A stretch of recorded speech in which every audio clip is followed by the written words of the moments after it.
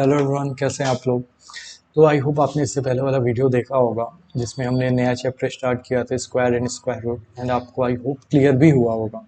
But again still किसी को अगर कोई डाउट होगा तो प्लीज़ आप लोग कमेंट करके बताइएगा ताकि मैं उसको फिक्स कर पाऊँ। ठीक है, अब आते हैं आगे। तो हमने जैसे बोला था कि हम इसमें न्यू एक्सरसाइज स्टार्ट करेंगे, हमने थोड़ा स्टार्ट भी किया था, पहला क्वेश्चन देखा भी था, बट फिर से हम स्टार्ट करते हैं ये एक्सरसाइज और इसमें हम इसको पूरा खत्म करेंगे। ठीक है, देखो पहला क्वेश्चन क्या कह रहा है कि इन नंबर्स के स्क्वायर के यूनिट डिजिट पे क्या आएगा। ठीक है, तो इन नंबर का स्क्वायर मतलब इनको इनसे खुद से इंटू करोगे तो जो नंबर आएगा उसके लास्ट में क्या आएगा। ठीक है, तो जैसे मान लो हम लोग करते हैं 81 इंटू 81, इंटू करोगे तो 8 आएगा, इसको एक छोड़ के यहाँ पे लिखोगे तो 8 और 64 आएगा, जोड़ दोगे आप 1 16 5 6 तो 6561 आएगा और यूनिट प्लेस पे क्या आ गया, 1 आ गया। तो यही आपसे पूछ रहा है। ठीक है, तो अब कहोगे कि सर इसके लिए हमने चैप्टर क्यों पढ़ा, ये तो बचपन में पढ़ा हुआ है, मल्टीप्लाई कैसे करते हैं। तो ये इसलिए पढ़ा, जो आपको प्रॉपर्टी मैंने बताई हुई थी, आपको जो मैंने इससे पहले समझाया था कि जो नंबर के यूनिट प्लेस के स्क्वायर में आता है यूनिट प्लेस पे, वही पूरे नंबर के भी स्क्वायर पे आएगा। मतलब 81 के स्क्वायर का यूनिट प्लेस जो होगा वही 1 के स्क्वायर का भी यूनिट प्लेस होगा। ठीक है, तो 1 का स्क्वायर सीधे कर लो 1, तो आंसर क्या हो गया 1, क्योंकि पूरा नंबर तो आपसे पूछा ही नहीं है ना, तो पूरी कहानी क्यों बताओगे, राइट। तो ये आप ऐसे कर सकते हो। ठीक है, नेक्स्ट फॉर एग्जांपल जैसे मानते हैं, अब पूछ रहा है 272 का क्या होगा। तो 2 के स्क्वायर, अगेन 2 का स्क्वायर आप देख लो यूनिट प्लेस पे 2 है, तो 2 के स्क्वायर 4, तो पूरे नंबर का भी 4 होगा। तो अब लिखो कैसे, मैं एक लिख के बता देता हूँ। स्क्वायर, यहाँ पे लिखोगे unit place of square of a number is same as unit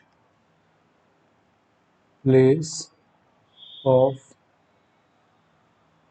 square of its unit place. तो इतनी कहानी लिखने की जरूरत नहीं है, टीचर समझ जाएगा आपका।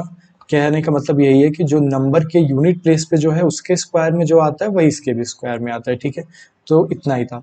तो 272 मतलब 2 के स्क्वायर में 4 आता है तो 4, 9 के स्क्वायर में 81 आता है तो 1 आया यूनिट प्लेस पे, तो इसके भी यूनिट प्लेस पे 1, 3 के स्क्वायर में 9 आता है तो इसके भी यूनिट प्लेस पे 9, 4 पे 16 आता है तो इसके भी यूनिट प्लेस पे 6, 7 का 49 होता है, 10 तक 20 तक बोला था, याद कर लेना आप लोग। तो 7 का 49, और याद नहीं भी तो 7 इंटू 7 तो करना फिर भी आसान है ना, 2 से 6 8 7 इतने को करने से अच्छा। तो 7 का करोगे तो 49, यहाँ पे 9 आ जाएगा। 8 का 64 तो यहाँ 4 आ जाएगा। जीरो को इंटू जीरो 2 बार कर लो, एक ही जीरो है तो 2 बार आ गया, 2 जीरो होता तो 4 बार आता। खैर मतलब यूनिट प्लेस है तो जीरो के ये स्क्वायर में क्या आता है, यूनिट प्लेस 0 ही आएगा। 0 इंटू जीरो करो 0, तो इसका भी 0 हो गया। 6 का 36 होता है तो इसके भी यूनिट प्लेस पे 6, 5 का 25 होता है तो इसके यूनिट प्लेस पे 5। तो आई होप पहला क्वेश्चन आपको समझ आया होगा और ये चैप्टर पढ़ने से और जल्दी हो गया होगा, वरना आप सब तक मल्टीप्लाई ही करते रह जाते। पूछ रहा है बताओ कौन से ऑब्वियसली परफेक्ट स्क्वायर नहीं है। ठीक है, या दिया हुआ है कि नहीं है, आपको रीजन देना है क्यों नहीं है। ठीक है, तो आप बोलोगे 7 ये वाला नहीं है। क्यों नहीं है, क्योंकि स्क्वायर के लास्ट में कभी भी 237 नहीं आता। क्या नहीं आता, 2378 और ऑड नंबर ऑफ 0।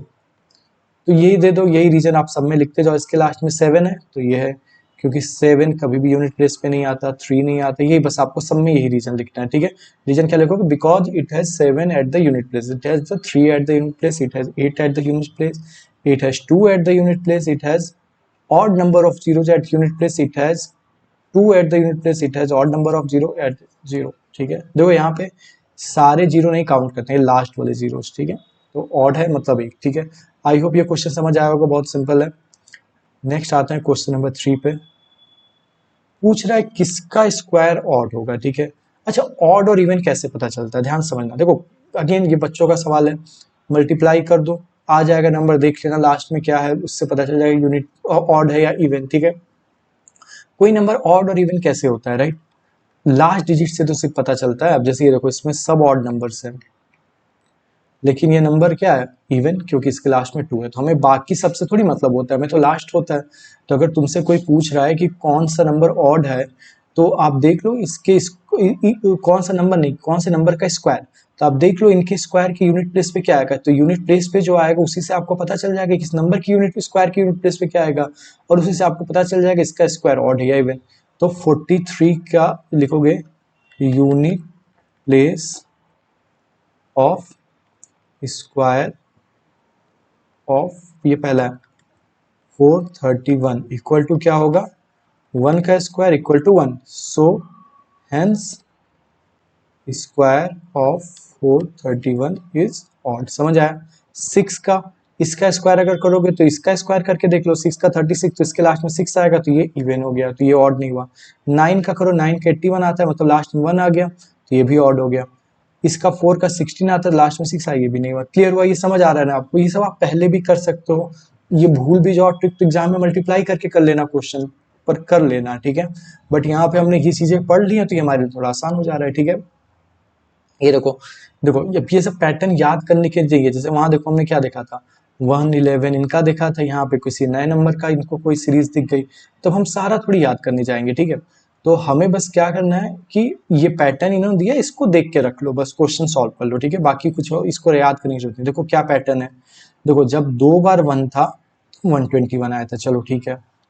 अभी भी 2 ही बार 1 है पर एक जीरो बीच में आ गया, तो यहाँ पे भी अभी भी 121 है, बट टू दोनों 1 के बाद, दोनों 1 से पहले और 1 के बाद इसमें एक जीरो बढ़ गया जो यहाँ पे था। अच्छा ठीक है, यहाँ पे 2 जीरो आया, तो 1 और 2 के बीच में 2 जीरो आ गए। यहाँ समझ रहे हो, यहाँ पे देखो 1 जीरो आया था तो 1 और 2 के बीच में एक एक जीरो था, यहाँ 2 आए तो एक एक दो जीरो, यहाँ 4 आ गए तो कितने जीरो होंगे, तो यहाँ पे कितने, 1 2 3 4 5 6, तो 1 होगा, फिर 1 2 3 4 5 6 होगा, फिर 2 होगा, फिर 1 2 3 4 5। तो ये पैटर्न कुछ याद करने की जरूरत नहीं है, ये आपको देख के आपने सॉल्व कर लिया, ठीक है। इसलिए मैंने कहा था ये सब प्रॉपर्टी बहुत इंपॉर्टेंट नहीं, इंपॉर्टेंट क्या थी वो थी थोड़ा सा पहचानने वाली, ठीक है। अब आते हैं क्वेश्चन नंबर 5 पे, फिर एक पैटर्न दे रहा है। अब देखो क्या है पैटर्न, अब क्या कह रहा है, 1 है तो 121, एक जीरो बढ़ा तो एक जीरो आ गया। अब इसने क्या किया, 101 को 1010 दो बार कर दिया, ठीक है।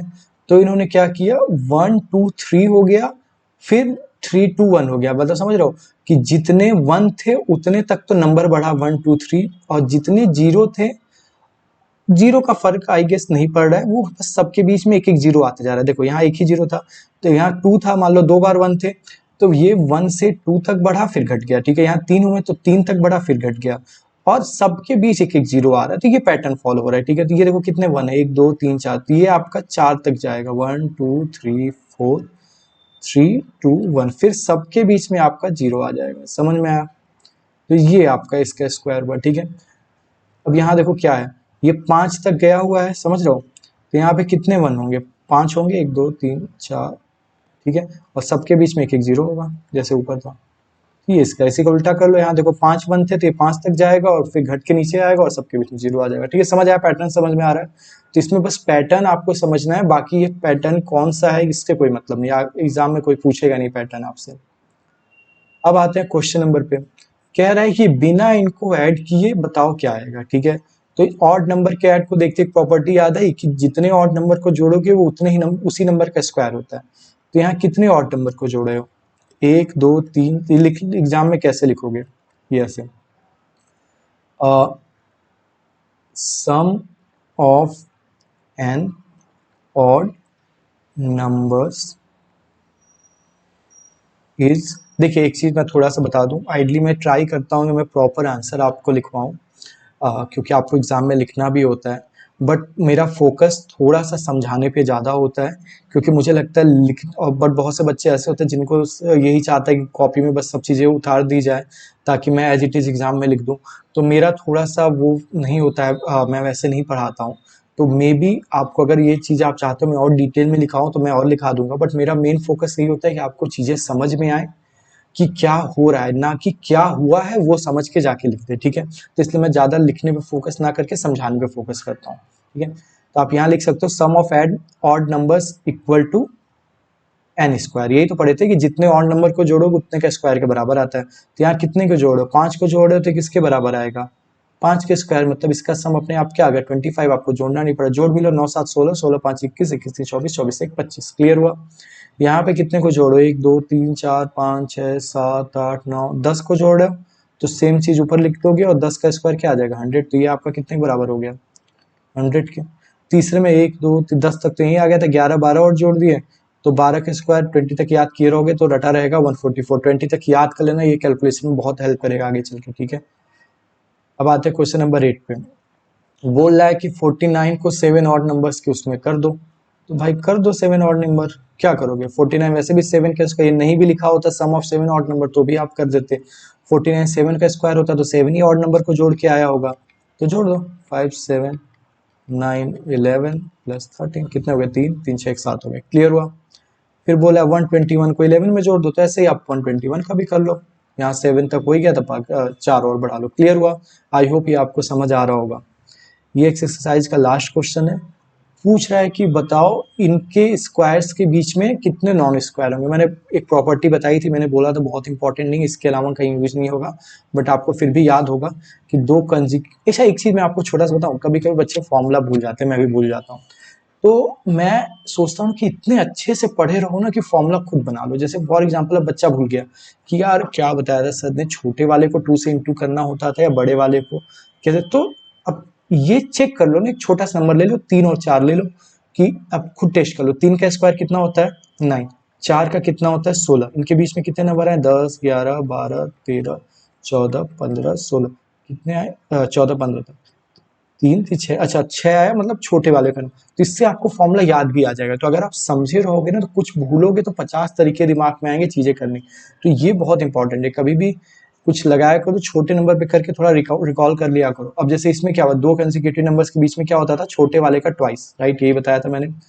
तो number of non square numbers between two consecutive equal to 2 into smallest, यही होता है फॉर्मूला, लिख लो।